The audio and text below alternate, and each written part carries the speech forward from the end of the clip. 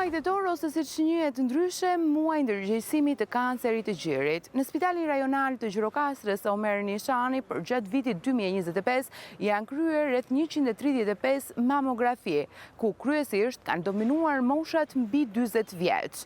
Banorët shprehen se kanë ardhur për të kontrolluar shëndetin e tyre dhe njëkohësisht kanë dhënë edhe mesazhe për sa i përket të gjitha grup moshave. Ndërkohë, nëse do ta krahasojmë me të njëjtën periudhë të një viti më parë, interesi ka qenë më i ulët, e kryesisht nga banorët e zonave rurale. Në qarkun Gjirokastër, interesi grave për kontrollin e kancerit të gjirit ka rënë gjatë këtij viti.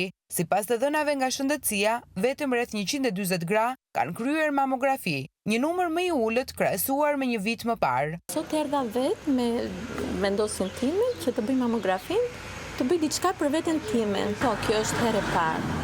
Pasi kam mbushur të 40-at, mesazhi im është që çdo femër që është mbi 40 vjeç të vi të bëj mamografin që të shikoj në çfarë gjendje është organizmi i saj. Sidomos të ratë një herë, pa ne hangrëm çajin. Po ju të ratë ta bëni çdo 6 muaj.